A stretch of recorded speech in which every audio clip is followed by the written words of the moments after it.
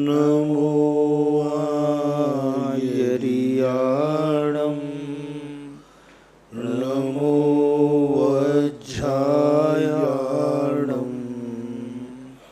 नमो लोये सवसावूर्णम्।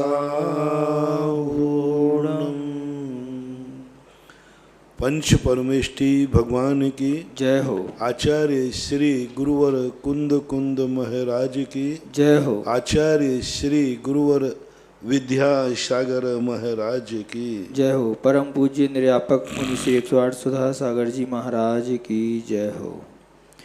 वह रसिया से मनोज जैन की जिज्ञासा है, गुरुदेव के चरणों में त्रिवार नमोस्तु। महाराज श्री, हमारी जिज्ञासा है कि पावन वर्षयोग का समय आ रहा है और इस कोरोना महामारी की स्थिति में अनिश्चित हैं। ऐसे में सभी साधु साध्वियाँ और समाज को किस प्रकार से तालमेल मिलाना चाहिए कि इस विषय पर कुछ प्रकाश डालें, ताकि वर्ष 2020 के वर्षायोग जैन धर्म ही नहीं जन जन तक जैनिज्म की उपयोगिता को सिद्ध करने वाले साबित हो सकें। कृपया समाधान करें। इस प्रश्न के जवाब में आचार्य लोगों को विचार करना है।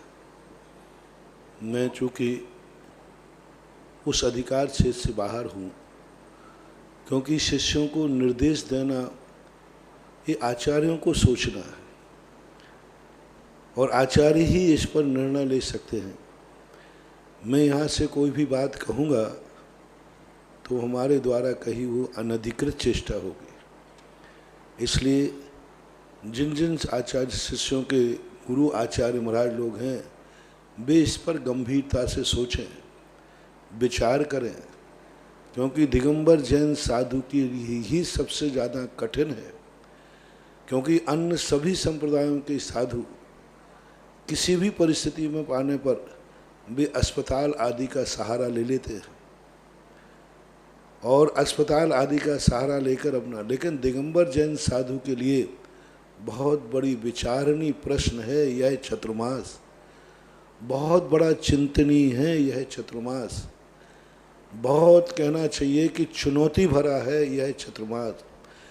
थोड़ी भी आचार्य की निर्देशन में यदि थोड़ी भी चूक हो गई तो अक्षम्य क्षति की स्थिति बन सकती है। अक्षम्य क्षति, और उस क्षति की कभी पूर्ति नहीं की जा सकती। तुम ये मत समझना कि भाई कुछ नहीं होगा, कह नहीं सकते। एक बार व्यक्ति देवगढ़ के अंदर पंचकाणक थे, उस समय सिद्धू एसपी थे। उन्होंने बहुत सारी पुलिस लगाई और कोई घटना पंचकाणक में नहीं घटी। तो हमने क्यों इतने परेशान हुए, इतने सब पुलिस लगाई। बोले महाराज, पुलिस इसलिए नहीं लगाई जाती कि कोई दुर्घटना होना है, पुलिस इसलिए लगाई जाती कि दुर्घटना होवे ही नहीं। तो हमें ये नहीं सोचना है कुछ नहीं होगा, हमें सावधानी इसलिए रखना है कुछ होवे ही नहीं। कल्पना करो दिगंबर जैन साधु के लिए कोई भी, भगवान करे कुछ होगा नहीं, हुआ नहीं अभी तक, थोड़ा भी सी कोई भी हो जाए तो उसका हश्र क्या होगा? एक ही है, समाधि या पद का विमोचन। कैसे संभालोगे, क्या करोगे? इसलिए ये सब निवेदन आप लोग और सब आचार्य महाराज इस पर सोचें, अपने अपने संघ को कुशल निर्देशन दें। ये चतुर्मास में बहुत कुशलता से निर्देशन देना पड़ेगा, बहुत सावधानी से निर्देशन देना पड़ेंगे, क्योंकि शिष्य तो आज्ञा को मान के स्वीकार कर लेगा, लेकिन उसका फल क्या होगा ये सब गुरु महाराजों का काम है, वो ही इस पर विचार करें।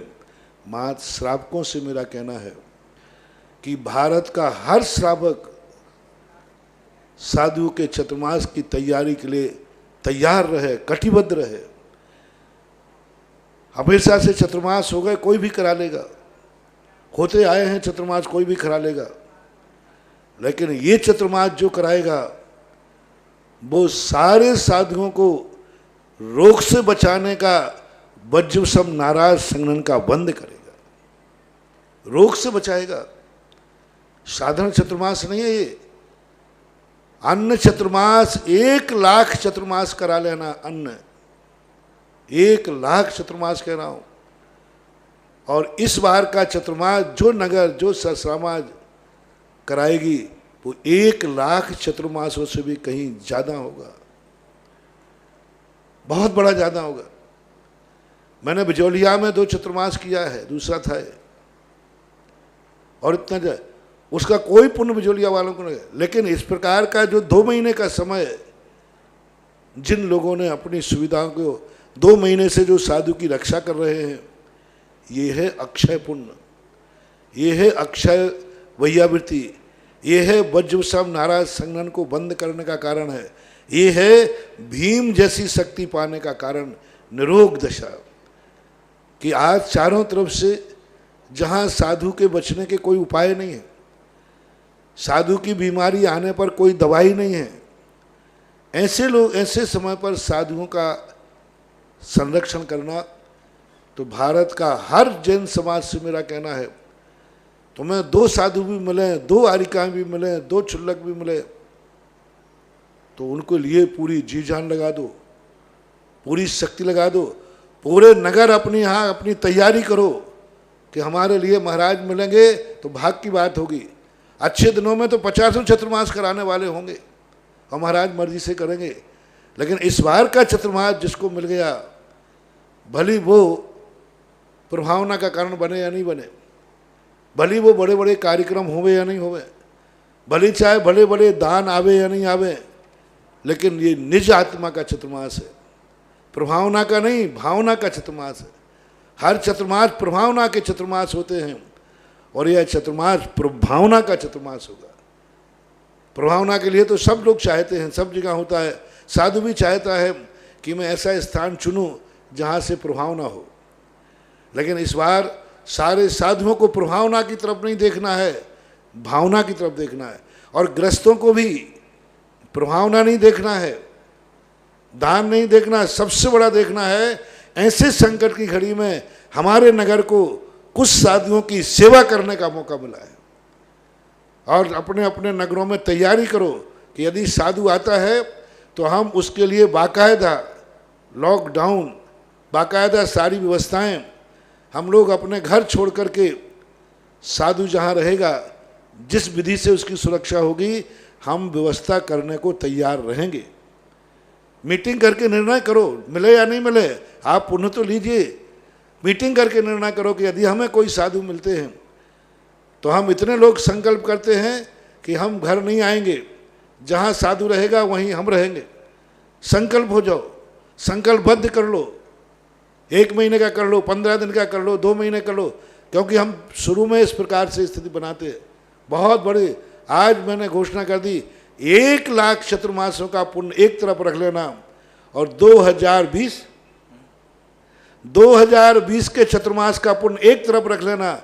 जब तुम्हारे अंदर कभी पुण्य की पुटरिया खुलेगी तो 2020 के चतुर्मास कराने वाले, 2020 में साधुओं को आहार देने वाले, 2020 में साधुओं के साथ रहने वालों का पुण्य 1 लाख चतुर्मासों से भी कई गुना श्रेष्ठ होगा। क्योंकि उस समय तो सब साधु बचाने वाले थे, इस समय तुमने साधु को सुरक्षा दी। और ऐसे समय पर वैसे तो 17 लोग चौके लगाने वाले आ जाते, आए 8 दिन लगा के चले गए, लेकिन ऐसे समय जब बाहर का आहार नहीं लेना है, ऐसे समय पर जिन्होंने चौके लगा कर आहार दिए हैं, ये पुण्य 1 लाख साधुओं को आहार दो, 1 लाख बार साधुओं को आहार दो।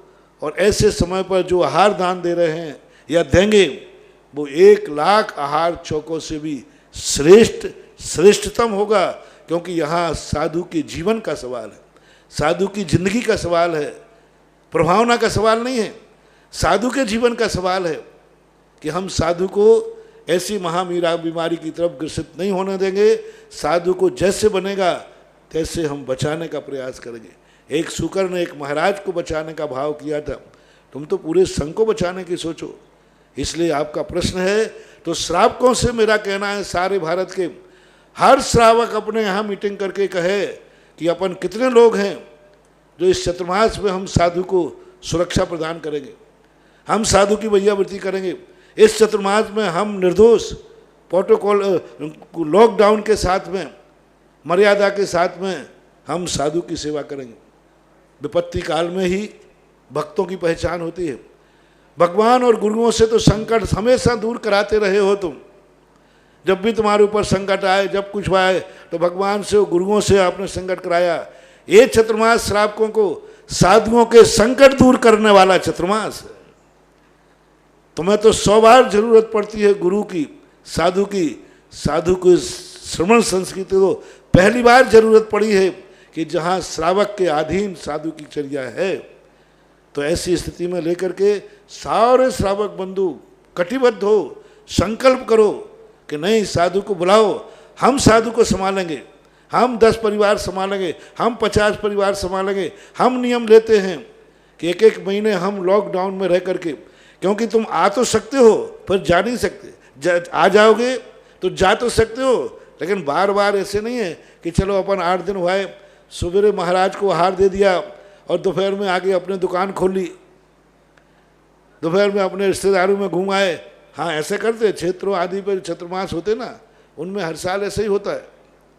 जितने क्षेत्रों में चतुर्मास होते हैं कि सवेरे भगवान महाराज के आहार दिया है, 10 बजे महाराज के आहार हुए, महाराज सामायिक में गए, तुम सब अपने व्यापार धंधे में चले गए, सब अपने। ऐसा नहीं हो पाएगा इस बार तो उन परिवारों को संकल्प होना है कि यदि हमारे नगर में चतुर्मास होता है तो हम साधु के साथ ही रहेंगे, साधु की चर्या का संरक्षण करेंगे, साधु की चर्या को निर्दोष पालन कराएंगे।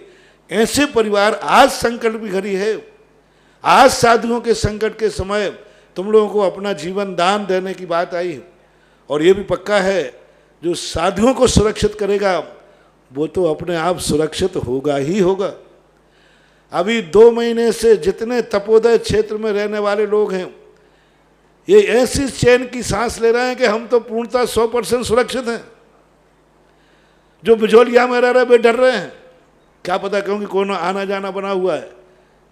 तो जो साधु के साथ रहेगा वो भी सुरक्षित रहेगा और साधु की सुरक्षा का, इसलिए श्रावकों को तो मैंने निर्देश दे दिया।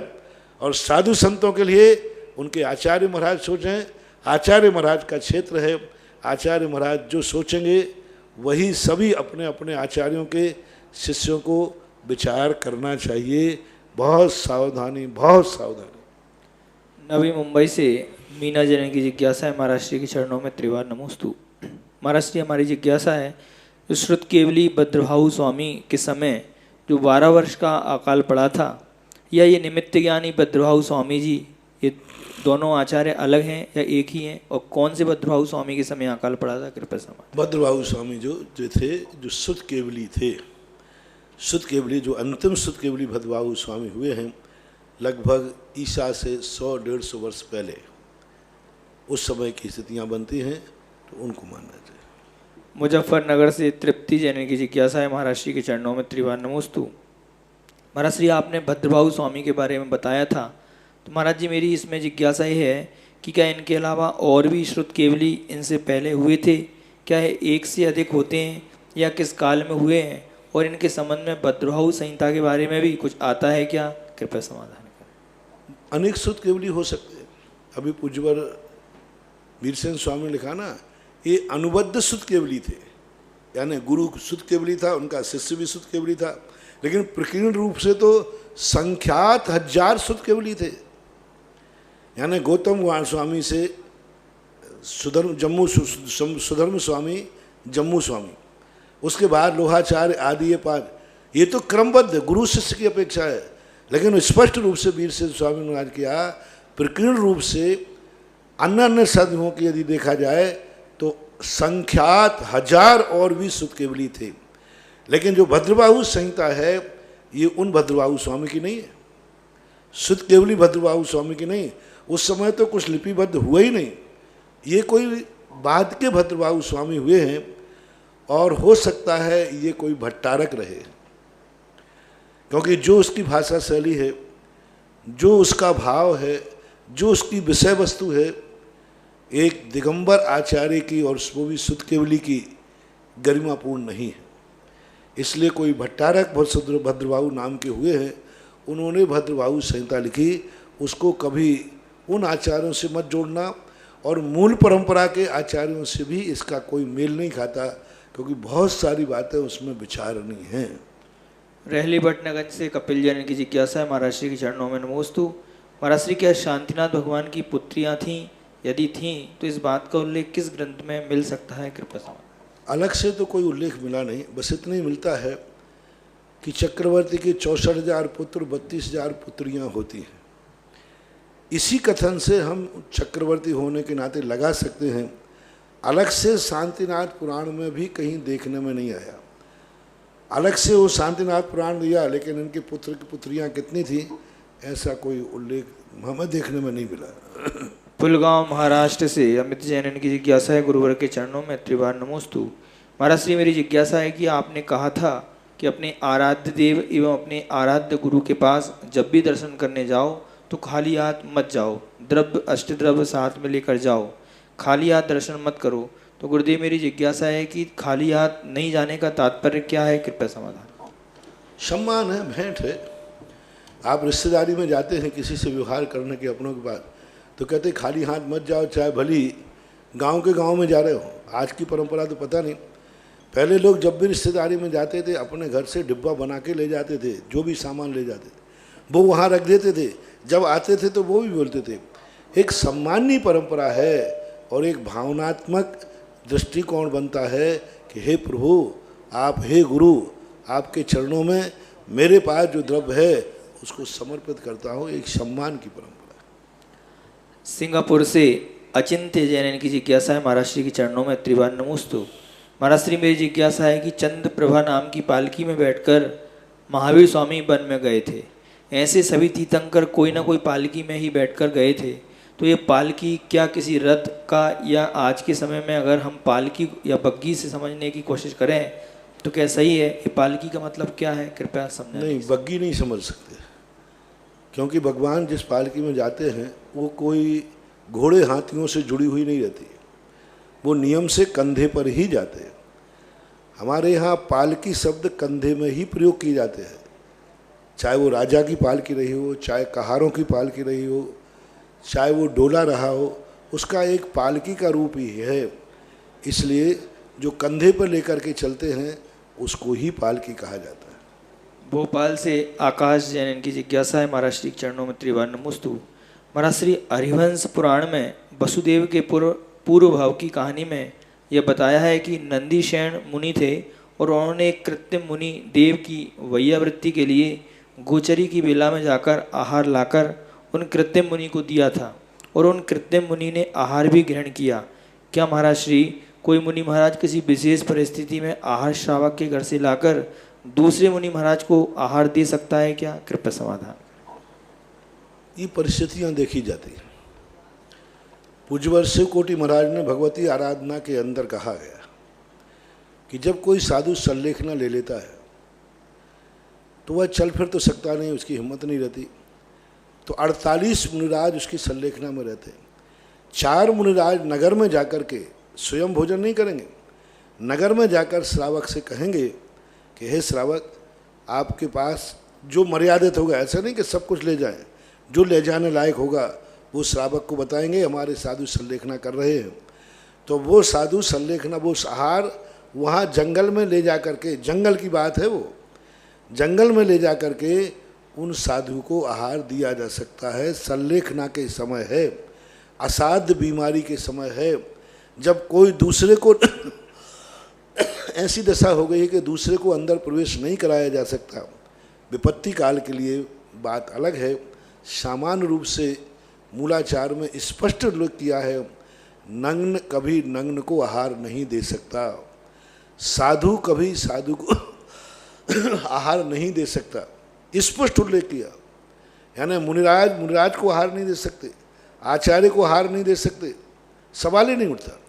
बस उस आपातकाल की जो परिस्थितियां हैं, तो हमने पहले ही कहा था विपत्ति काले मर्यादा नास्ति।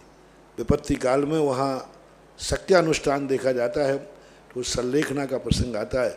उसी प्रकार के वहाँ जो नंदी सेन बालकर का भी कहा, वो भी एक परिस्थिति थी, वो भी एक असाध्यता थी, वो भी एक बीमार था, क्योंकि वो चल नहीं सकता था, वो जा नहीं सकता था।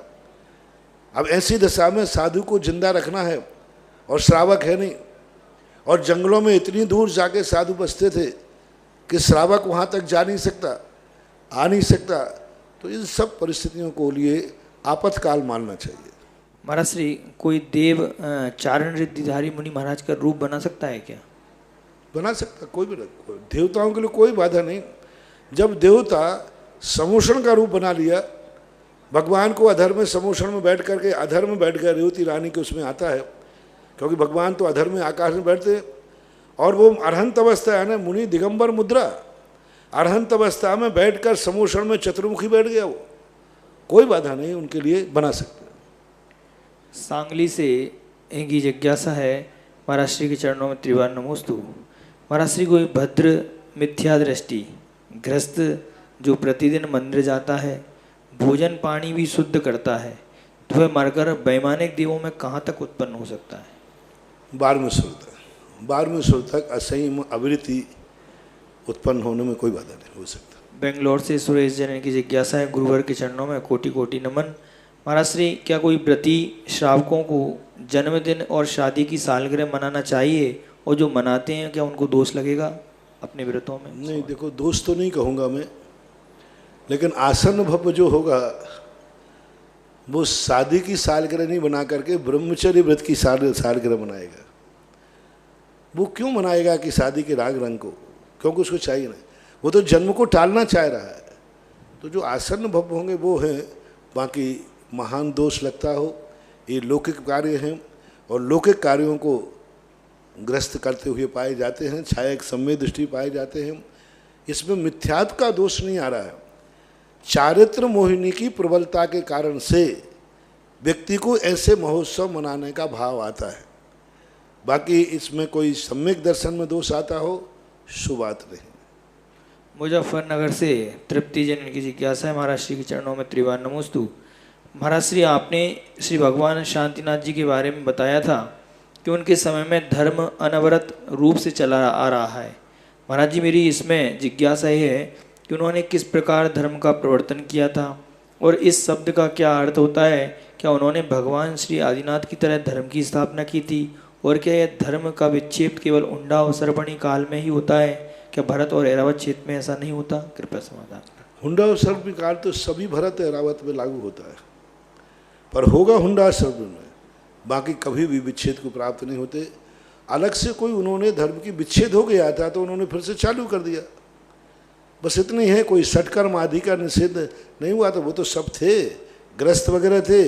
मात मुनि धर्म का लोप हुआ था, तो मुनि धर्म का लोप होकर के उन्होंने मुनि धर्म स्वीकार कर दिया। बाकी अलग से कोई ऐसा किया हो सो बात नहीं, वो तो एक काकताली न्याय से उसके बाद उनका कभी धर्म लोप नहीं हुआ। तो उन्होंने कोई स्पेशल रूप से साधना की होगी, स्पेशल ऐसी कोई बात नहीं है, लेकिन एक पुण्य प्रकृति है, उनको श्रेय मिलना था, मिल गया। दोसा से प्रेमचंद जैन की जिज्ञासा है, गुरुवर के चरणों में त्रिवार नमोस्तु। महाराज श्री, पद्मनंदी पंचविंशतिका में जिनवर स्तवन अध्याय में गाथा नंबर 761 में आया है कि हे जिनेन्द्र, आपका दर्शन होने पर लोगों की दृष्टि अतिशय सुखयुक्त और उज्जवल हो जाती है। फिर भला कौन सा बुद्धिमान मनुष्य 10 दृष्टि को सुखकारक ऐसे सूर्य का दर्शन करता है? तो इस 10 दृष्टि के बारे में महाराज जी क्या है, कृपया समाधान करें। मतलब 10 दृष्टि को सुखकारक ऐसे सूर्य का दर्शन करता है, इसमें गाथा भी दी है महाराज जी इन्होंने। 10 दृष्टि का अर्थ क्या? वो गाथा देख करके मैं बता दूंगा। 10 दृष्टि का अर्थ क्या?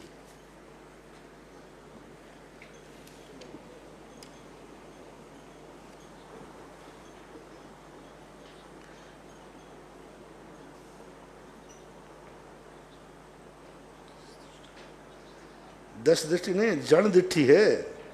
जन दृष्टि को पेक्षणम तद दंसनम सुहीनम सूरम, कैसे सूर्य दर्शन करता है। जन दृष्टि हिंदी में गलत लिखा गया भाई, हिंदी वाले आप हिंदी पढ़ रहे हैं तो हिंदी में जो 10 दृष्टि आया है वो मूल प्राकृत में जन दृष्टि है। यानी जन दृष्टि से इस सूर्य को कौन देखना चाहेगा? जिस व्यक्ति ने आपका दर्शन कर लिया, यानी इतना है, वो इस सूर्य से कोई मतलब रखने वाला नहीं था। ये है, हिंदी में मिस्टेक है। अशोकनगर से विनीता जैन की जिज्ञासा है, गुरुवर के चरणों में त्रिवार नमोस्तु। महाराज श्री, मेरी जिज्ञासा है कि एक इंद्रिय से 4 इंद्रिय तक के जीव नियम से समूर्छन जन्म वाले होते हैं एवं नपुंसक वेदी होते हैं। मुनि श्री, जो असंगी पंचेंद्रीय जो जीव होते हैं, क्या वे भी नपुंसक होते हैं क्या वह भी सम्मूर्छन जन्म वाले होते हैं? कृपया समाधान। कौन से? जो असंगी पंचेंद्रीय जीव हाँ, होते असंगी हैं, पंचेंद्रीय के भी नपुंसक की कोटि में ही आते हैं।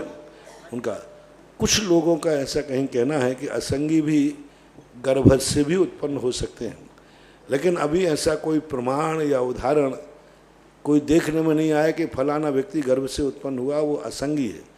कुछ लोगों में ऐसी चर्चा है कि तोता, गधा, इनमें कुछ होते हैं असंगी, सभी नहीं, पर ये कोई ठोस प्रमाण इसमें नहीं मिल रहा। ठोस प्रमाण तो यही है कि असंगी तक नियम से वो सम्मूर्छन और नपुंसक ही मानना चाहिए। अब वो थोड़ा सी जो चर्चा का विषय है उसको एक अपवाद के रूप में स्वीकार करना चाहिए। सांगली से शीतल जन की जिज्ञासा है, गुरुवर के चरणों में नमोस्तु। महाराज श्री जब तीर्थंकर भगवान विहार के समय दोनों पैर आगे पीछे उठाकर और मोड़कर पैर रखते हैं कि रिद्धिधारी मुनि की तरह दोनों पैरों को एक साथ बिना मोड़े आकाश में विहार कराते हैं? डग भरते हैं। शास्त्रों में तो यही आया कि भगवान डग भरते हैं। डग यानी जैसे मनुष्य चलते हैं, हरिवंश पुराण में, आदि पुराण में जैसे अपन डग भरते हैं ऐसे ही डग भरते हैं। अब वो मोड़ शब्द का प्रयोग नहीं किया, लेकिन डग भर करके चलते हैं, ये हैं। चारण रिद्धिधारी मुनिराज तो जैसे सीधे चले जाते हैं, लेकिन भगवान ऐसे नहीं जाते, पूरे डग भर करके बाकायदा मनुष्य जैसे चलते हैं, और उनके साथ तो समूषण चलता है, सबकी व्यवस्था होती है। दिल्ली से सोनू जैन की जिज्ञासा है, पूजनीय अन्यथा गुरुदेव। अन्यथा ये कमलों की व्यवस्था नहीं है। भक्तांबरी में देख लो ना, उन्निंद्र हेम नव पंकज पुंज कांति परयूल सन्नक मयूक सिखा पादौ पदानि तब यत्र जिनेन्द्र धत्ता। जब तक वो पैर को उठाएंगे नहीं, वो लिखा है वहाँ पैर को धरते हैं, जिनेन्द्र धत्ता। धत्ता का अर्थ क्या है? यदि ऐसे जाते तो धरना कहाँ हुआ? यदि चरण रिद्धिधारी मुनिराज सीधे चले जाएं तो फिर वहाँ धत्ता शब्द का प्रयोग क्यों किया? वहाँ ये किया, जिनेन्द्र भगवान अपना पैर धरते हैं, वहाँ पर वो जो विविधार्चिक परिकल्पयंती, यानी वो कमल की परिकल्पना करते हैं। पैर के लिए तो उन्होंने धत्ता शब्द का प्रयोग किया है। धत्ता का अर्थ पैर रखते हैं। दिल्ली से यानी सोनू, अपन डग भरते ना तो पैरा पैर उठा करके यूं रखते हैं, ऐसे ही मानना चाहिए। दिल्ली से सोनू जैन की जिज्ञासा है, पूजनीय गुरुदेव के चरणों में त्रिवार नमोस्तु। महाराज श्री मेरी जिज्ञासा है कि जिसको सम्यक तो प्राप्त हो जाता है, उसको अपने पूर्व कर्मों को सहने की शक्ति प्राप्त होती है और वह क्रम से अपने कर्मों की निर्जरा करके मोक्ष प्राप्त करता है। परंतु जब राजा श्रेणिक के बेटे ने उनको पिंजड़े में डाल दिया तो उन्होंने आत्महत्या कर ली। क्या एक सम्यक जीव इस तरह आत्महत्या कर सकता है? और अगर करता है तो ऐसे सम्यक को प्राप्त करने से क्या समय स्थिति अलग है। सम्यक दृष्टि कर्मों को सहन करने की क्षमता आ जाती है, ऐसी बात नहीं है। यदि कर्मों की सहन करने की क्षमता आ जाती तो राम रावण महाभारत पांडव आदि युद्ध क्यों लड़ते? क्यों इस प्रकार का चल? कुछ नहीं आती। सम्यक दर्शन सहन करने की शक्ति आती ही नहीं है। सहन करने की शक्ति आती है चारित्र मोहिनी कर्म के 6 उपसंधे।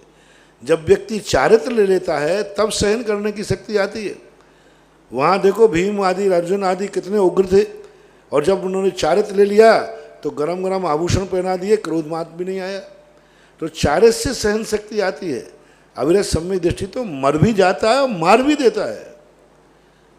अविरत सम्यक दृष्टि मरता भी है मारता भी है। देखो कितने योद्धों में मार रहे सब सम्यक दृष्टि। भरत ने भी बाहुबली के चक्र चलाया, युद्ध में देखो कितने लोगों को मार डाला सम्यक दृष्टियों ने। पांडव तो धर्मराज, अर्जुन और भीम तो तद्भव मोक्षगामी थे, छायक सम्यक दृष्टि थे, क्षयोपम सम्यक दृष्टि नहीं। छायक सम्यक दृष्टि दर्शन को प्राप्त हुआ था। ये छायक सम्यक दृष्टि होकर के भी मर रहे हैं और मर भी जाते हैं, ऐसी कोई बात नहीं है, कर सकता है। जबलपुर से संध्या जैन की जिज्ञासा है, गुरुवर के चरणों में त्रिवार नमोस्तु। महाराज श्री मेरी जिज्ञासा है कि अर्थ पर्याय व व्यंजन पर्याय किसे कहते हैं? कृपया कोई सरल उदाहरण के साथ समझाने की कृपा करें। शास्त्रों में आया है अगुरु लघु गुण के विकार को अर्थ पर्याय कहते हैं, और प्रदेशत्व गुण के विकार को व्यंजन पर्याय कहते हैं। सरल परिभाषा ये है, वस्तु का प्रदेशत्व गुण का अर्थ क्या है? आकार देना, शेप देना। किसी भी वस्तु में कोई पर्याय जाएगी तो उसको आकार देना ये व्यंजन पर्याय है, और प्रति क्षण उसमें परिवर्तन होते रहना ये अर्थ पर्याय है। जैसे अपना शरीर है, ये कान है, तो ये कान का जो आकार दिया गया ये व्यंजन पर्याय ने दिया। अब इसमें जो प्रति क्षण नया पुराना हो रहा है, वर्णाएं आ रही हैं, वो अर्थ पर्याय हैं। दोनों के गुण अलग अलग हैं, एक उसमें प्रति समय परिणमन कराता है और एक उसके आकार को बना के रखता है, ऐसा मानना चाहिए। किशनगढ़ से संजय झांझरी, इनकी जिज्ञासा है, पूज्य गुरुवर के चरणों में त्रिवार नमोस्तु। महाराज श्री, मेरी जिज्ञासा है कि पूज्य आचार्य श्री के संस्मरण में एक प्रसंग आया कि आचार्य श्री जी नैनागिर जी में विराजमान थे। उन्होंने मन ही मन में कुछ ब्रह्मचारियों को दीक्षा प्रदान का भाव बना रखा था कि कल 4 ब्रह्मचारी भाइयों को दीक्षा देंगे। इतने में आप ब्रह्मचारी अवस्था में आचार्य श्री के दर्शन करने आए और बोले कि हम सम्मेद शिखर जी की यात्रा पर जा रहे हैं, आप आशीर्वाद दे दीजिए। तो पूज्य आचार्य श्री ने अच्छा अच्छा बोला, तो आपसे रहा नहीं गया। अतः गुरुवर ने पूछा कि आप आशीर्वाद के स्थान पर अच्छा अच्छा क्यों कह रहे हैं? तो आचार्य श्री ने मुस्कुराकर बोले कि तुम्हें ही तीर्थ बना दें। तो आपने बोला कि गुरुवर, मैं आपका अभिप्राय नहीं समझा। तब आचार्य श्री बोले, कल दीक्षाएं संभावित हैं। तब आपने खुश होकर नमोस्तु किया और अगले दिन 6 दीक्षा हुई। मेरी जिज्ञासा है कि अचानक आपकी दीक्षा होने पर आपको कैसा लगा और मन में क्या विचार आया? कृपया सबको बताने की कृपा करें। ये चीज़ें जो आपने खुद ही सारी रामायण बोल दी, हमें कुछ बोलने की ज़रूरत ही नहीं थी। इसलिए अंतर की अंतरंग चेतना के आनंद को शब्दों के द्वारा बांधा नहीं जाता, और उस आनंद को शब्दों के द्वारा व्यक्त करना, उस आनंद का मूल्यांकन कम करना है। वो घड़ी कैसे होती है? जब आपके जीवन में घड़ेगी तभी तुम उसको समझ पाओगे। वो घड़ी गूंगे के गुड़ के समान होती है, जो दिखा सकता है लेकिन बता नहीं सकता।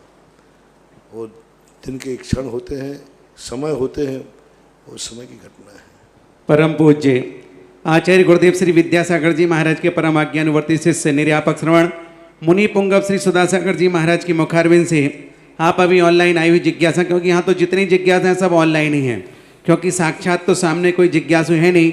लेकिन महाराज जी जब जिज्ञासा का समाधान देते हैं तो करोड़ों की जनता उनकी आंखों के सामने प्रवचन के समय और जिज्ञासा के समाधान में दिखती है, और हर व्यक्ति की जिज्ञासा का समाधान करने की सामर्थ्य जिनके पास है, ऐसे गुरुवर के चरणों में नमोस्तु के साथ चलते हैं। इस क्षेत्र पर बहुत सारे भक्त अपना योगदान आज भी देने से वंचित नहीं है, क्योंकि पुण्यार्जन करने से वंचित रह जाएंगे तो फिर हम जीवन में क्या कमाएंगे।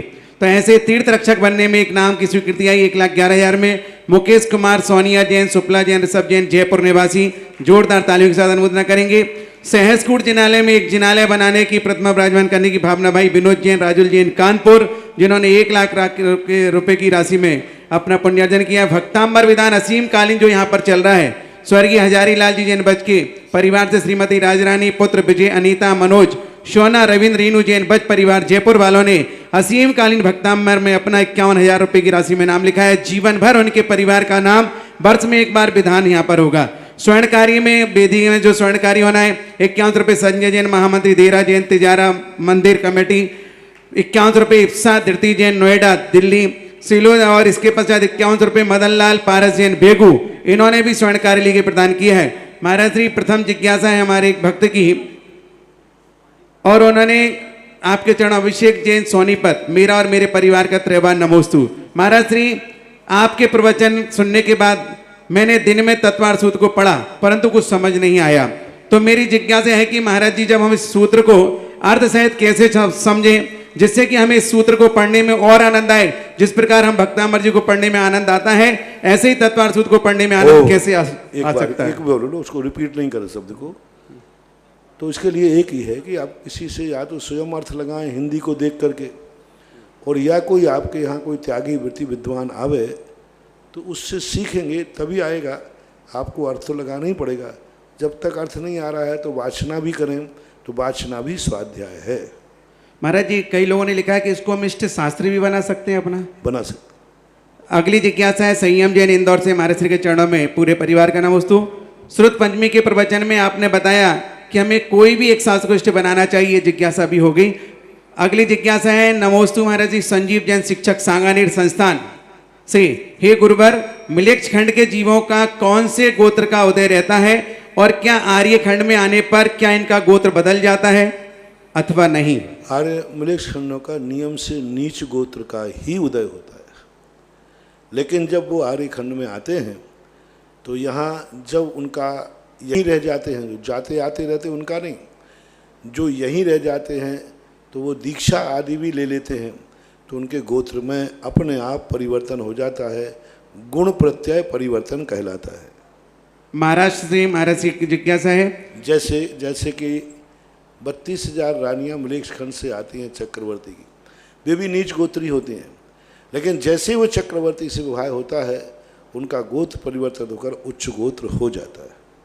अगली जिज्ञासा है महाराज से औरंगाबाद। मेरे आराध्य गुरुदेव के चरणों में बारंबार नमोस्तु। महाराज श्री, कल आपने जिज्ञासा में बताया कि घर वालों की सहमति से व्रत संयम आदि लेना चाहिए, वैसे ही कोई भी अगर दान देने से पहले घर वालों की अनुमति जरूरी है क्या? और हमारे शक्ति से दान देते हो, हमारी शक्ति से ज़्यादा दान देते हो तो उसमें घर वालों की क्या भूमिका होनी चाहिए? घर में ईमानदार लोग हैं तो दान बता के देना चाहिए, लेकिन घर में बेईमान और बदमाश लोग हैं, दान ही नहीं देते तो चोरी से दे देना चाहिए।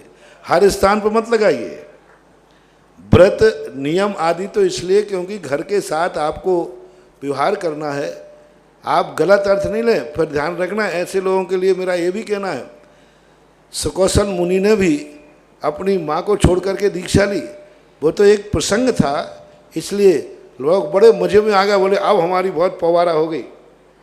नहीं, ऐसी बात नहीं है।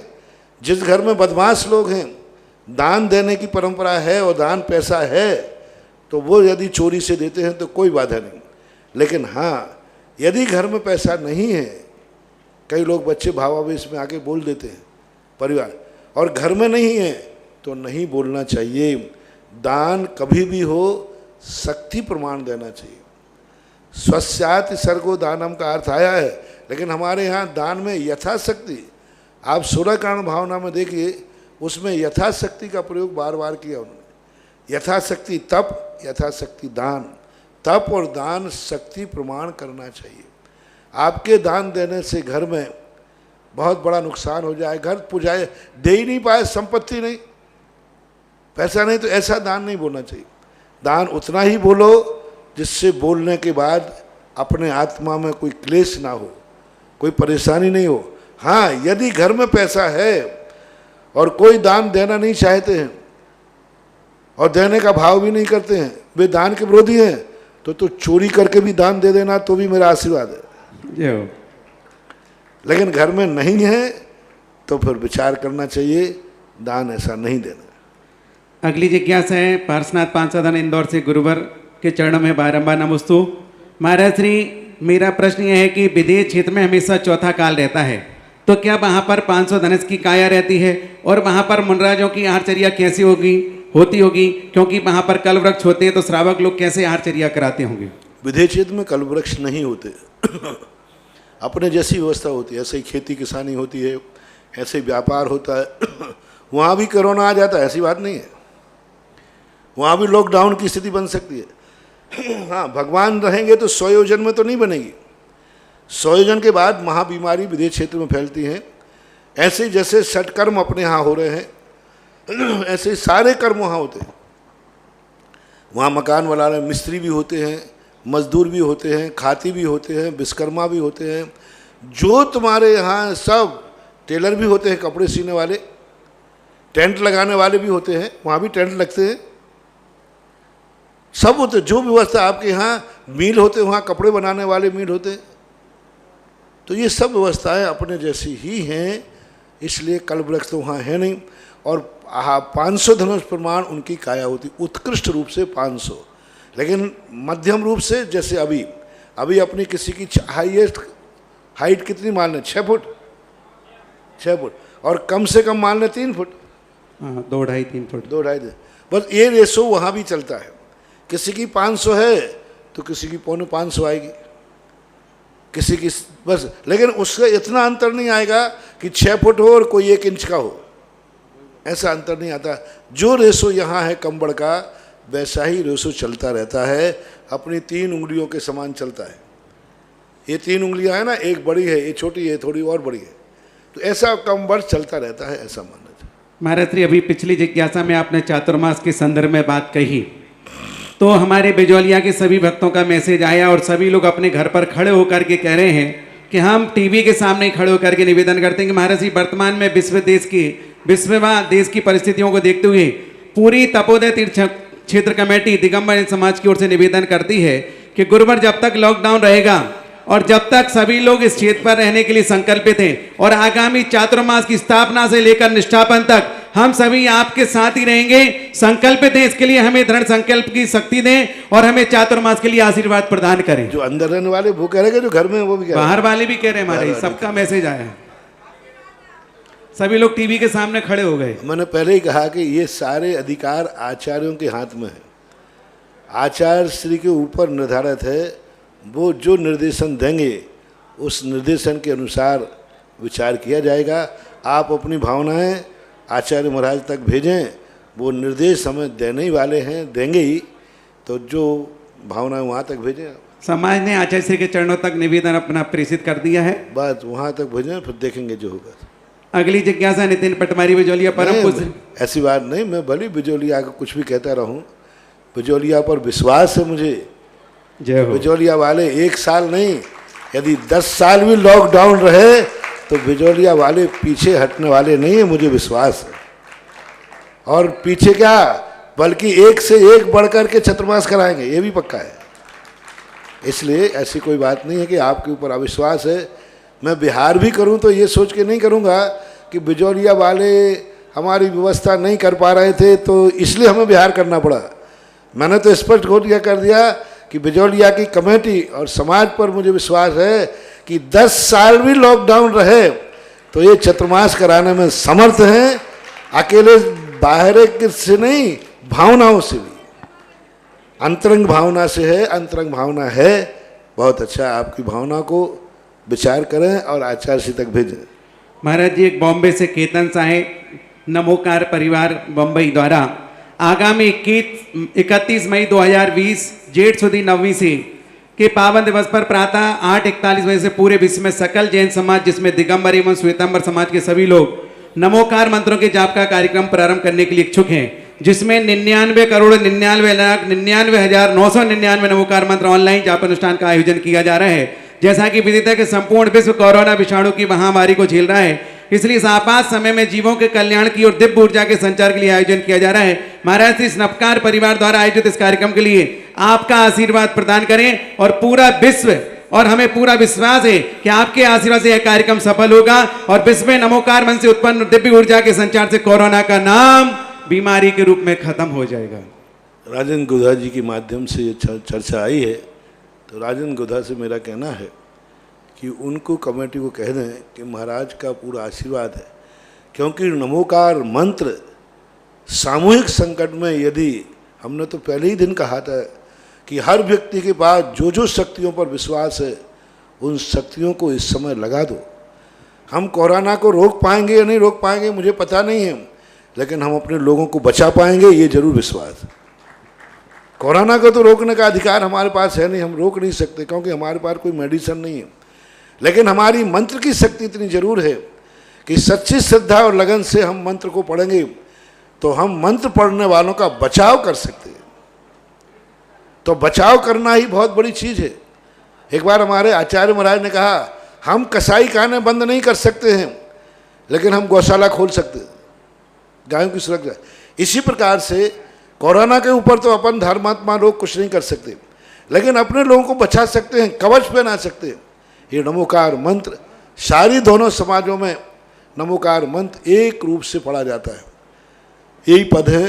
तो दोनों दिगंबर श्वेतांबर समाजों से मेरा कहना है, जिस व्यवस्था से ये लोग नमोकार मंत्र कर रहे हैं, उस व्यवस्था के अनुसार अपना एक संगठन, अपना एक यूनियन दिखाएं कि नमोकार मंत्र के नाम से हम दिगंबर श्वेतांबर एक ही बनो। और ये मंत्र कोई किसी संप्रदाय के लिए नहीं पढ़ाया जा रहा है, ये मंत्र पढ़ा जा रहा है विश्व स्तरीय कोरोना महामारी को बचने के लिए, बचाने के लिए। इसलिए सबको करना चाहिए, सबको पढ़ना चाहिए और पढ़ करके अपना जो गढ़ना है वो जो यहाँ से व्यवस्था दी गई करना चाहिए। मेरा आशीर्वाद दोनों समाजों के लिए, मेरा आशीर्वाद दिगंबर श्वेतांबर दोनों के लिए। अगली जिज्ञासा है नितिन पटवारी बिजोलिया, परम पुत्री के चरणों में कोटि सा नमोस्तु। पूज्य गुरुदेव, मेरी जिज्ञासा है कि कर्मबंध की जो विविध अवस्थाएं बताई गई हैं उनमें संक्रमण क्या होता है? व कर्मों का संक्रमण मूल भेदों में होता है या उनके अवान्तर भेदों में होता है? कृपया मार्गदर्शन करें। संक्रमण का अर्थ होता है अनेक प्रकार के संक्रमण होते हैं, एक ही संक्रमण नहीं, पर संक्रमण की सामान्य परिभाषा है जिस रूप में कर्म बंधा है उससे अन्य रूप हो जाना। प्रदेश जिस रूप में बंधे हैं वे अनुरूप हो जाना, स्थिति भी अनुरूप हो जाना, अनुभाग भी अनुरूप हो जाना, ये माना जाए। लेकिन मूल प्रकृतियों में कभी भी संक्रमण नहीं होता।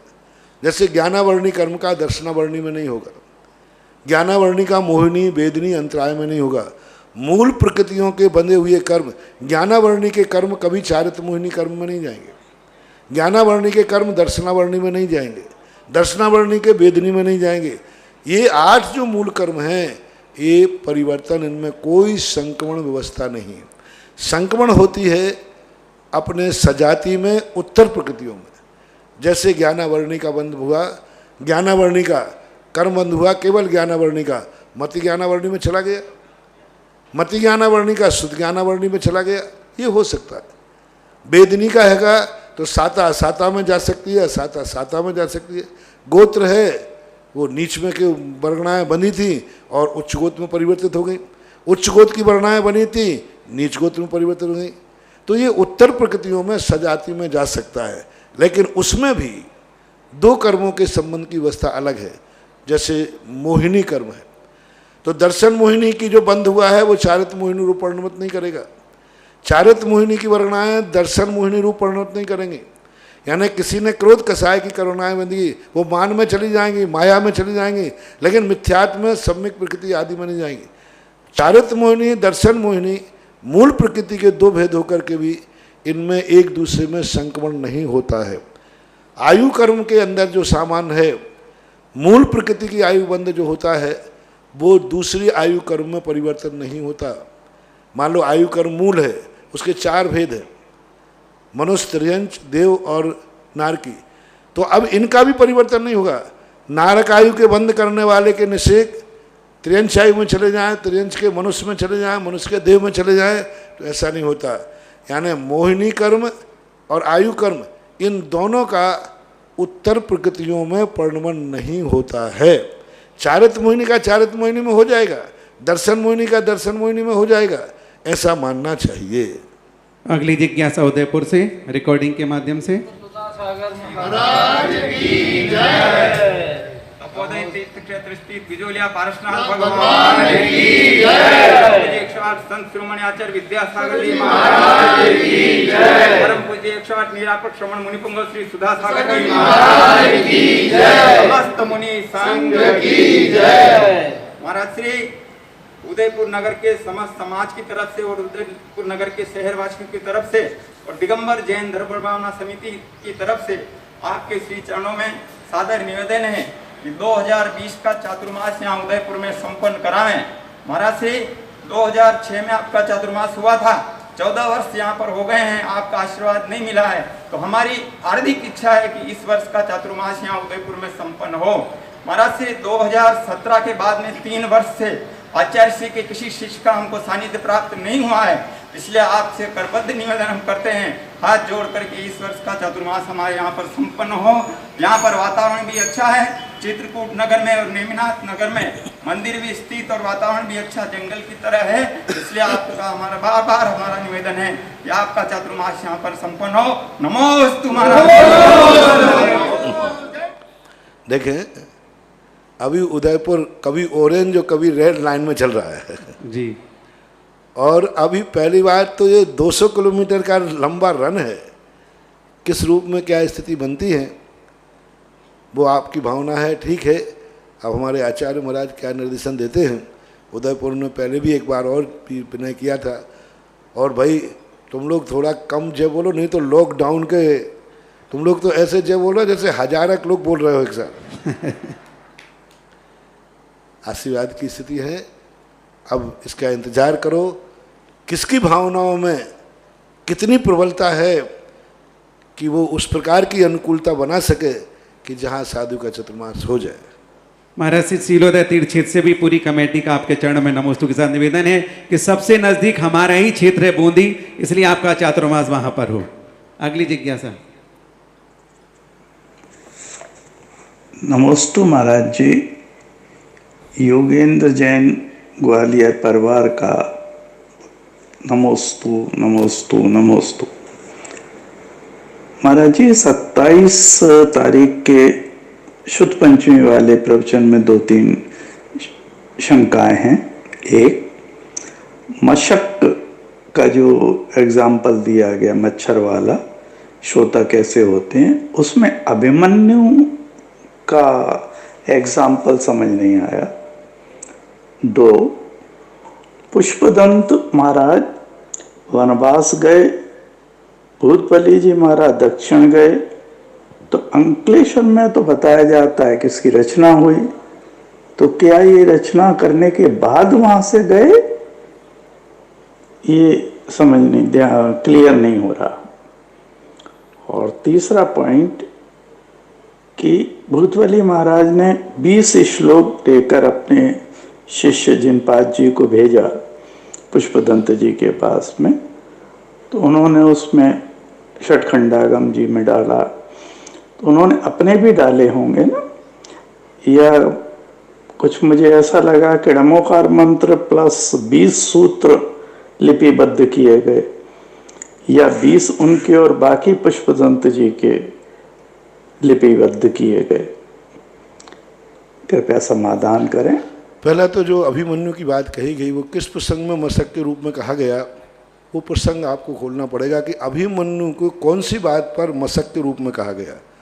वो स्मृति का विषय नहीं है मुझे क्या, क्योंकि कोई ऐसी बात होगी उसमें जो मशक का लक्षण हो, क्योंकि अभिमन्यु का मशक के साथ कोई संबंध मेरी दृष्टि में नहीं आ रहा है। फिर भी कोई प्रसंग हो तो पूरा उसका वाक्य लिखें कि हमने मशक के रूप में यानी मच्छर के रूप में अभिमन्यु को किस रूप में प्रस्तुत किया, क्योंकि अभिमन्यु के बहुत सारे पहलू हैं, अभिमन्यु के बहुत सारे पहलू हैं, उनमें कौन सा पहलू हमने प्रस्तुत किया है ये देख करके या पूरा विस्तार से बताएं या कोई हमें मुझे पूरी बताए।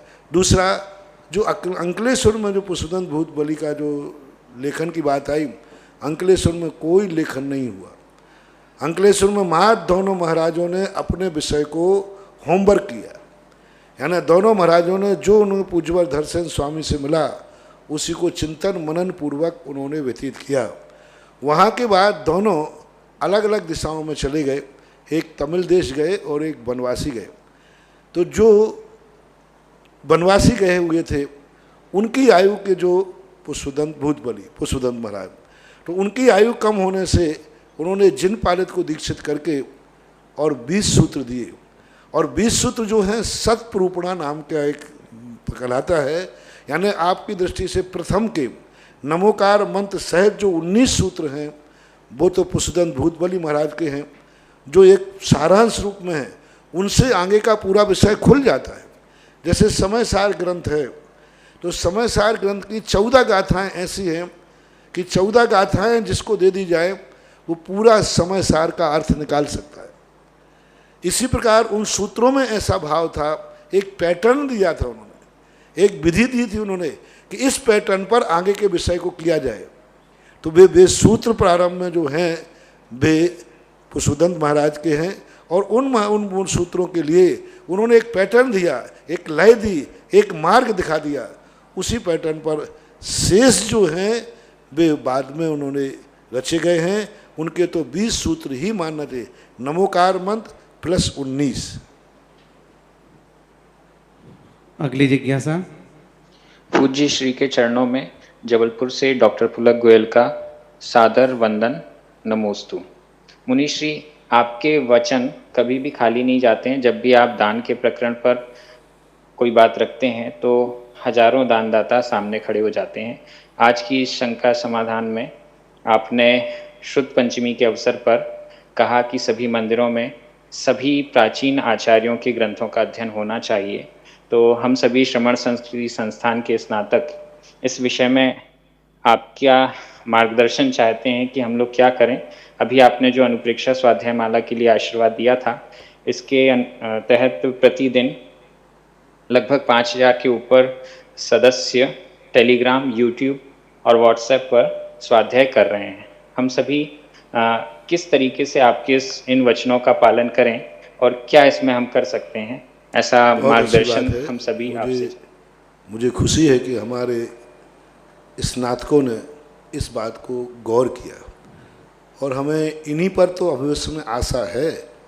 श्रमण संस्कृत संस्थान से जो छात्र निकल रहे हैं, जो स्नातक बन रहे हैं, इन्हीं की आशा के ऊपर तो हम ये सब बातें बोल देते हैं। बाकी इतनी बड़ी घोषणा मैं करूं कि इतना बड़ा शास्त्र, कठिन से कठिन शास्त्र है, और जनता से कहूं कि तुम लोग इसका वाचन करो, कठिन है। इतनी कठिन बात मैंने संस्थान को ध्यान में आज कम से कम 1996 के बाद 500-600 छात्रों से ऊपर संस्थान से निकल चुके हैं, जिनको हमें ये मान के चलना है कि हमारा कोर्स है। तो आप लोग एक ग्रुप बनाइए, जैसे आपने अनुपरीक्षा का बनाया, बहुत अच्छा, उसी के तहत लेना, कोई बात नहीं, बैनर कुछ भी हो। और एक ऐसा नियम बनाए, पूरे संस्थान के छात्रों से कहें अपने आचार्यों की लिस्ट बनाएं। सबके सामने लिस्ट है आचार्यों की, तो अपने जैसे पुराने आचार्य हैं 10वीं शताब्दी से ले लें, 11वीं शताब्दी के पहले के आचार्य ले लें, और उन आचार्यों के लेकर के कुंद कुंद मूल परंपरा की रक्षा करने वाले आचार्यों को, और ये ग्रुप बनाएं कि अपना जितने छात्र हैं भारत में कहीं ना कहीं वाचन हो रहा है, उनका कहीं ना कहीं वाचन हो रहा है। जो आपके योग्य नहीं है, जैसे सठखंडांगम वगैरह है, वो मत लेना, वो अपन मुनिराजों से विनती करेंगे, विनय करेंगे, जो मुनिराज पढ़ के जानते अच्छे हैं। यानी मेरा भाव ये है कि जितना भी कोर्स आपका सरकार से निकलता है, किसी भी CBSE का या कोई भी निकलता है, वो कोर्स कहीं ना कहीं स्कूल में चल रहा होता है, किसी ना किसी। ऐसे ही मेरा चाहना है कि जितने भी अनुयोगकृत ग्रंथ हैं, ये भारत के किसी ना किसी मंदिर में, किसी ना किसी घर में कोई ना कोई उनका स्वाध्याय कर रहा है। अब ये आप ग्रुप से बनाएं कि आपने देखा कि गोमर सार जीव कांड कौन पढ़ रहा है, सरवार सिद्धि कौन पढ़ रहा है, राजभारते कौन पढ़ रहा है, श्लोक भारते कौन पढ़ रहा है, प्रवचन सार कौन पढ़ रहा है, पंचास्तिकाय कौन पढ़ रहा है। अब ये रूटिंग करना और एक समय सीमा उनको बांध दो कि ये ग्रंथ आपको इतने साल में पढ़ना है, और वो पढ़ ले तो उसको दूसरे को दो, तीसरे। ऐसा नहीं कि एक बार पढ़ के ख़त्म करो, नहीं। जैसे प्रवचन सार अपन ने लिया, एक व्यक्ति को दिया, उसने कहा मैं प्रवचन सार इस साल पूरा कर लूँगा, तो आपके लिस्ट होना चाहिए कि अगली साल कौन करे। हाँ, एक ग्रंथ को लोग 100 लोग भी पढ़ सकते हैं, ऐसा नहीं कि एक ही पढ़े, तो आपके पास लिस्ट होना चाहिए। इस समय प्रवचन सार भारत में गारंटेड, अनगारंट, जैसे अभी पूज्यवर वीरसेन स्वामी ने कहा ना, अनुबद्ध केवली इतने हैं, वैसे प्रकीर्णक में हजारों हैं। ऐसा ही आपको करना है। सभी लोग पढ़ रहे होंगे, लेकिन ये दावा है इस समय प्रवचन सार 100 लोग पढ़ रहे हैं, समय सार 50 लोग पढ़ रहे हैं, त्रिलोक प्रणति 10 लोग पढ़ रहे हैं, गोमर सार 50 लोग पढ़ रहे हैं। यानी कौन ग्रंथ को कितने लोग भारत में पढ़ रहे हैं, वो रिकॉर्ड आपके पास होना चाहिए, और वो रिकॉर्ड हर साल उसका रिन्यू होना चाहिए। जिसको तुमने आज ग्रंथ दिया था उससे पूछो आपका पूरा हुआ नहीं हुआ, ठीक है, इस साल भी आपको उसी को पढ़ना है। वो कहे मेरा पूरा हो गया, तो आप तुरंत कहिए कि इस बार 99 लोग, क्योंकि एक का पूरा हो गया, अब वो जो पूरा हुआ है आपका प्रयास करना है कि वो 100 हो जाए। यानी भाव समझो मेरा, ये रिकॉर्ड आपके रखने के आप लोग रख सकते हो, क्योंकि आप लोगों को अनुभव है, अभी अनुपरीक्षा आदि स्वाध्याय कर रहे हैं। तो अपने पूरे 500-600 लोगों का एक ग्रुप बनाओ। जो अन्य लोग जुड़ना चाहें तो उनको मना नहीं करना, जो तुम्हारे संस्थान से नहीं निकले हैं और फिर भी स्वाध्याय में शामिल होना चाहते हैं उनको भी करिए। लेकिन मुझे एक लिस्ट चाहिए कि आचार्यों ने जितने ग्रंथ लिखे हैं वे भारत में कहीं ना कहीं कोई ना कोई पढ़ रहा है। जैसे कि आप लोगों का कोर्स होता है, भले सभी स्कूलों में वो कोर्स चले या नहीं चले, लेकिन कोर्स वाले को ये मालूम है कि ये किताब कहीं ना कहीं स्कूल में कोई ना कोई पढ़ रहा है, पढ़ा रहा है। ये यदि अपन ने कर लिया तो श्रवण संस्कृत संस्थान की स्थापना करने का जो मुझे गौरव है, ये मेरा गौरव लाख गुना बढ़ जाएगा। और हम उन आचार्यों के लिए कह सकेंगे कि हे गुरुदेव, हे परम गुरु महाराज लोगों, आप लोगों ने जो कोष तैयार किया था वो हमने सारे भारत में कहीं ना कहीं कोई ना कोई पढ़ रहा है, उनकी आत्मा को भी शांति मिलेगी, उनका ऋण चुक जाएगा। कितनी मेहनत की होगी, कितनी मेहनत से उन्होंने ग्रंथ लिखे होंगे, कितना उन्होंने उपकार किया होगा। नया पहली बार आज अपन ग्रंथ लिख देंगे क्योंकि 4 ग्रंथ इकट्ठे किए और अपन नया ग्रंथ बना देंगे। उनके पास तो कोई ग्रंथ ही नहीं थे, उनका तो कोई पूछने वाला नहीं। उनको खुद अपना ज्ञान को लिखने के लिए, और उनके ज्ञान को किसने लिखे? उन्होंने अपने लिए तो लिखे नहीं, अपन लोगों के लिए लिखे हैं। और अपन लोग यदि उनको पढ़ लेंगे तो यह सबसे बड़ा ऋण होगा। बहुत अच्छा पुलक बाबू, आप इस पर प्रयास करें और ग्रंथों की लिस्ट आप बना लें, मुझसे चेक करा लें। ग्रंथों की पहले आप लिस्ट बना लें जो ग्रंथ हैं। तुम्हें मालूम है सब जो आचार्य प्रणीत कुंद कुंद मूल परंपरा वाले जितने ग्रंथ हैं उन ग्रंथों की लिस्ट आप बना सकते हो और बना करके फिर भेज दें। मैं चेक करके आपको पुनः भेज दूंगा। लेकिन करो, इस कार्य करो और सबको शामिल करो। कहो उनसे जो बड़ा ग्रंथ नहीं पढ़ सकते छोटा पढ़ो, द्रव्य संग्रह पढ़ो, नहीं पढ़ सकते स्तोपदेव पढ़ो। जो अपन को तो एक ही ध्यान रखना, तुम पढ़ो, कुछ भी पढ़ो, जो कुछ भी पढ़ना है धर्म के आचार्य का ग्रंथ पढ़ो। वो कहें हम तो छोटा सा ग्रंथ पढ़ पाएंगे, छोटा पढ़ो। अपन को एक ही ऐसा अभियान बनाना है कि भारत का हर व्यक्ति जिनवाणी को कुछ ना कुछ पढ़ रहा है, जान रहा है। ये वातावरण अपन को इस युग में पैदा करना है। जय हो। अगली जिज्ञासा पुनः परम पूज्य मुनि पुंगव सुधा सागर जी महाराज जी को ज्ञानेन्द्र जैन एवं गदिया परिवार का नमोस्तु नमोस्तु नमोस्तु महाराज जी। पद्मनंदी पंचविशंति में दानोपदेशम में एक श्लोक है महाराज जी, जिनालय के निमित्त जो कुछ पृथ्वी आदि का दान किया जाता है वह यहाँ धार्मिक संस्कृति का कारण होकर अंकुरित होता हुआ अतिशय दीर्घ काल तक रहता है। इसलिए उस दाता के द्वारा जैन शासन ही किया गया है, ऐसा लिखा हुआ है। और यदि उस भूमि के ऊपर में जो दूसरों के द्वारा दान दी गई है या क्षेत्र की भूमि है उसके ऊपर में मंदिर जिनालय का निर्माण किया गया, भगवान जी की प्रतिमा विराजमान होकर के और पंचकर्णक भी कराया गया, तो क्या वह अन्य श्रावकों के द्वारा प्रशंसनीय है, ऐसा कहा गया है। तो इसमें जो जैन शासन जिनालय के निमित्त से पृथ्वी के दान से हुआ और जिनालय के निर्माण से प्रशंसा को प्राप्त हुआ, तो महाराज जी जो जिनालय का निर्माण किया गया है तो उसको इस भूमि का जो जैन शासन की प्रभावना है उसका लाभ नहीं मिला। तो ये लाभ उन जो दातार है जिन्होंने पृथ्वी का आदि का दान दिया है या जिन्होंने विभिन्न अलग अलग राशियों का दान क्षेत्र में दिया है। समझ गया। देखो जितना दान दिया है उतना परसेंट पूर्ण लगेगा। जमीन सहित तीर्थ क्षेत्र बनाया है, मंदिर भी, जमीन भी दी, मंदिर भी दिया, वेदी भी दी, मूर्ति भी दी, शिखर भी दी, कलशारोहण दिया, उतना पुण्य लगेगा। जमीन नहीं दी, अकेला मंदिर बनाया तो जमीन का पुण्य कट जाएगा। मंदिर नहीं बनाया, प्रतिमा के लिए दी तो मंदिर का पुण्य कट जाएगा। प्रतिमा अकेली नहीं दी, अकेला मात्र शिखर बना दी तो प्रतिमा का पुण्य कट जाएगा। अकेला कलशारोहण कर दिया तो कलशारोहण। आपके तो जितने अंश हैं दान के, उनमें से जितने दिए हैं उतने नंबर आपके कम होते जाएंगे, उतना पुण्य आपको सीधा सीधा कम होता जाएगा। तुम कहोगे मंदिर जमीन तो हमारी, कई लोग होते हैं आप तो जमीन खरीद लीजिए मंदिर मेरा बना दूंगा मैं। तो मैंने कहा तुम होशियार बनियाईगिरी मत करना। जमीन के पैसा तुम्हारे पुण्य के खाते में जाने वाले नहीं है। तुम्हें मंदिर अकेले का पुण्य लगेगा, जमीन का नहीं लगेगा।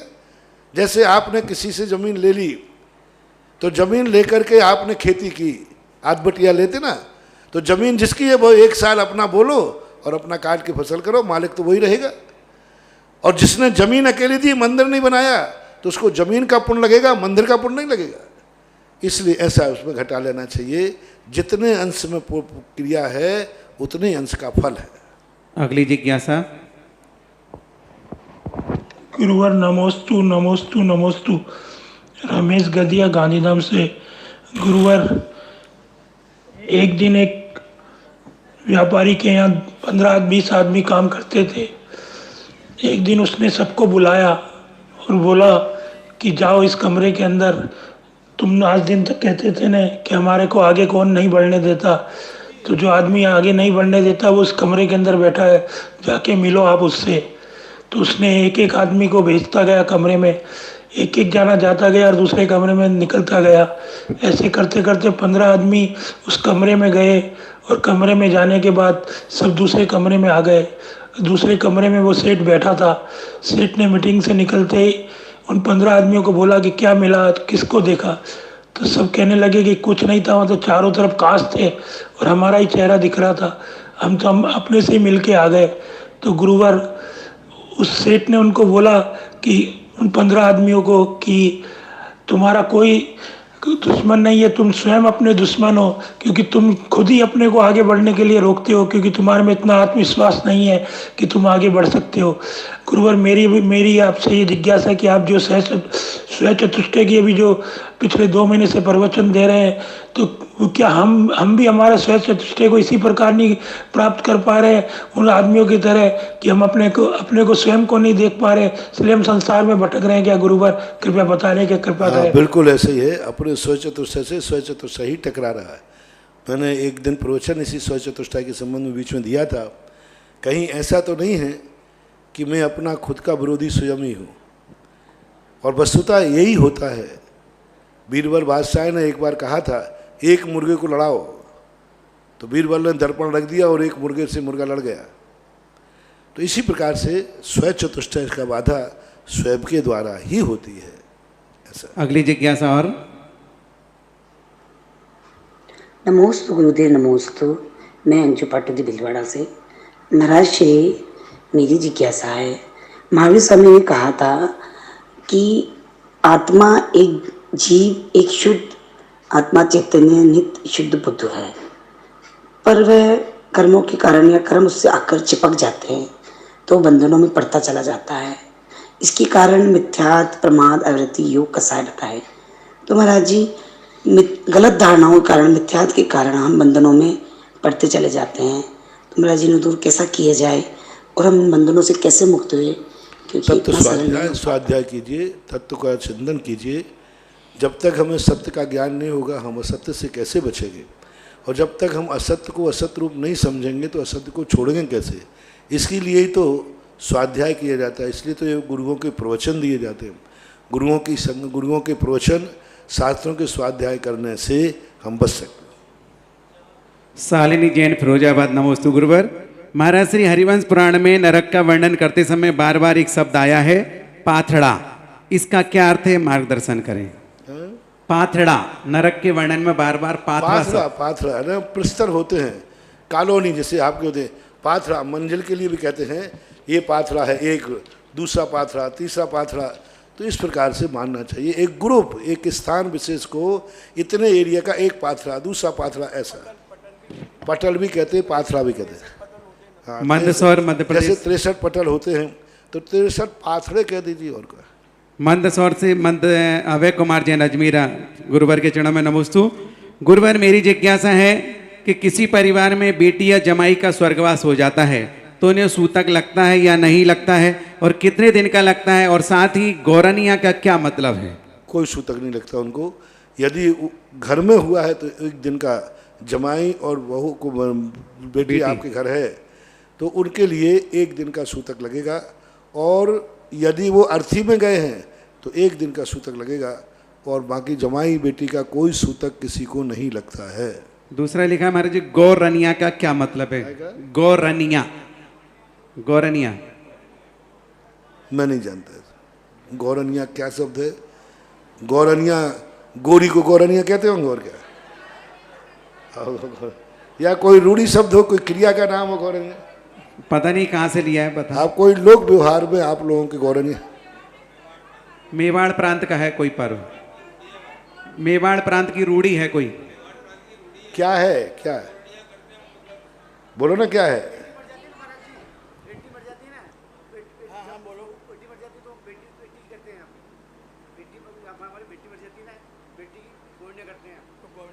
अब यहाँ बता रहे हैं कि यहाँ कोई बेटी मर जाए तो उसकी गौरनियाँ की जाती है। अब ये गौरनियाँ मैं डिटेल में समझूंगा फिर चले आगे बोले। नमोस्तु महाराज जी। सविता महंत सराव की कोलकाता।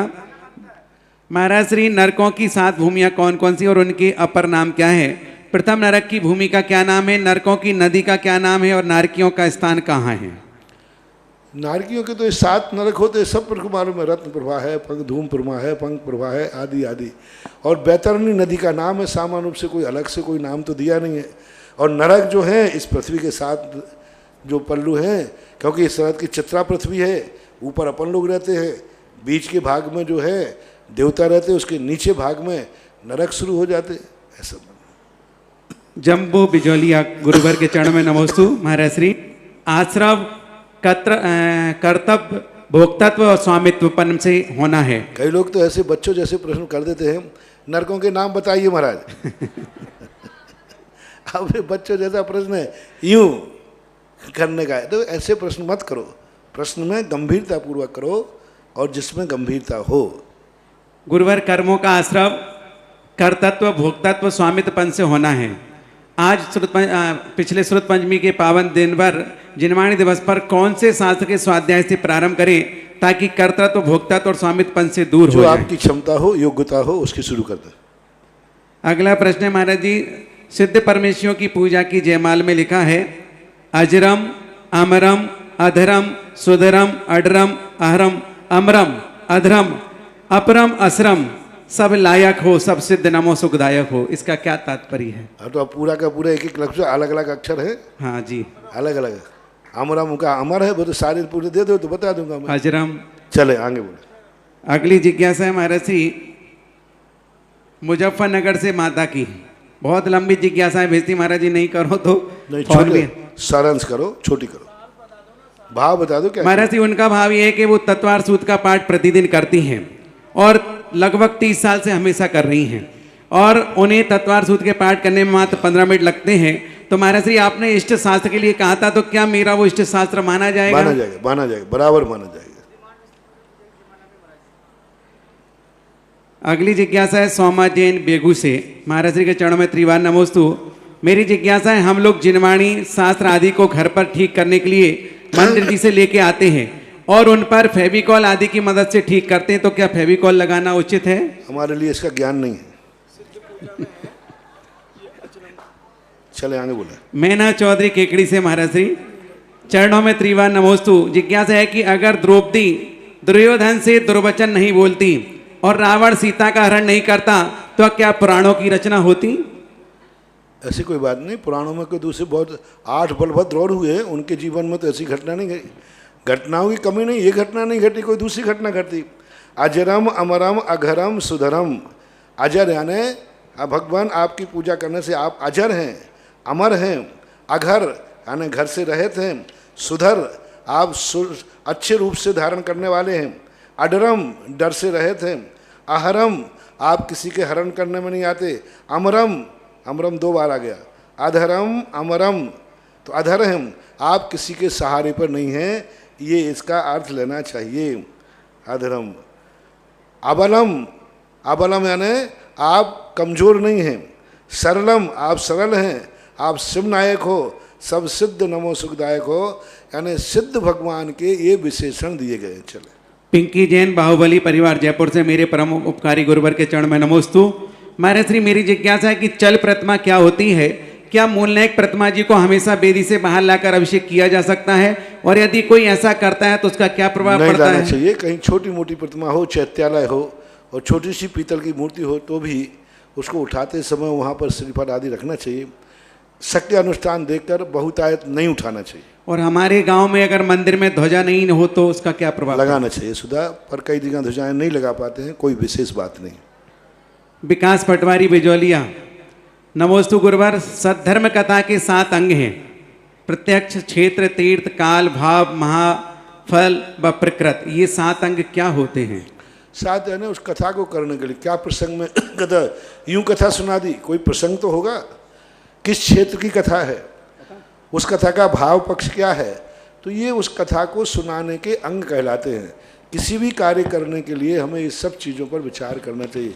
यूं कहीं भी कोई प्रसंग ही नहीं है तो कथा सुनाने बैठ गए, कहीं का ऊंट कहीं का रोरा, मानवती ने कुनमा जोड़ा, बिजू का।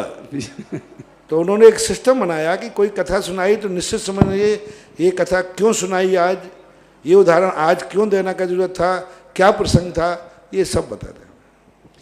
बोलिए परम पूज्य निर्यापक श्रवण मुनि पुंगव श्री सुधासागर जी महाराज की जय।